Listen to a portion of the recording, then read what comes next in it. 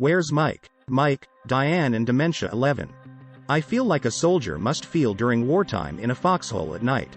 I'm unsure if I am safe, hyper-vigilant to sudden noise that indicates potential trouble.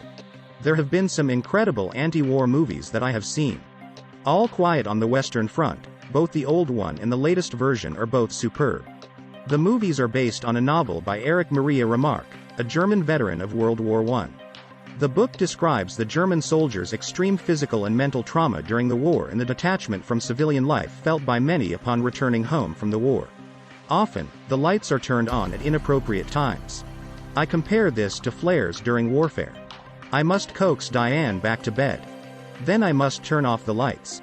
Sometimes she wanders out of the bedroom into the living room. I sleep poorly each night. I normally require at least 8 hours. Those days are gone. I'm a bear confined to a zoo. I'm no longer able to while away the winter of discontent, warm and snug in a deep, dark den. Diane has been an early riser. Now, it's ridiculous. She is often up at 4 p.m. Then she rustles about beside the bed. She makes enough noise to keep me awake. I fret she will head out the door. Someone suggested bells.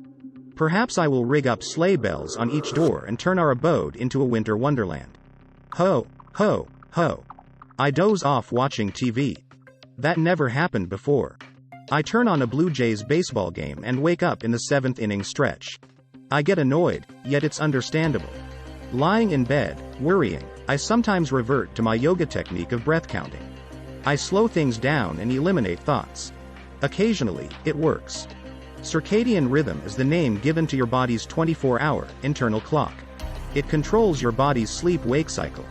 Visual cues of light help with this, but other influencers are at work. Melatonin, a hormone released in your brain, plays a role as does physical activity and social behavior.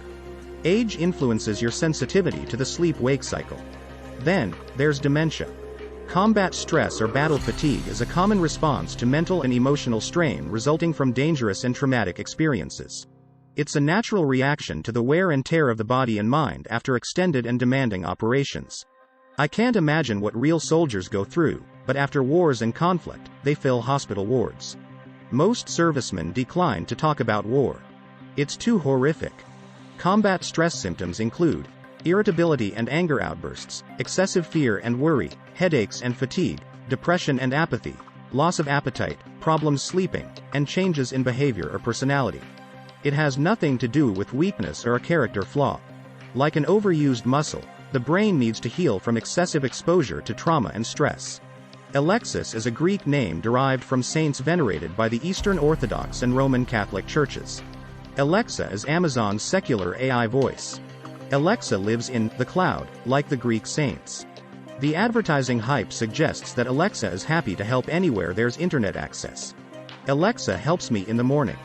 I have a speaker on the table beside our bed. I often ask Alexa to play 30 minutes of Mozart or Bach, which soothes Diane. It helps soothe me, too.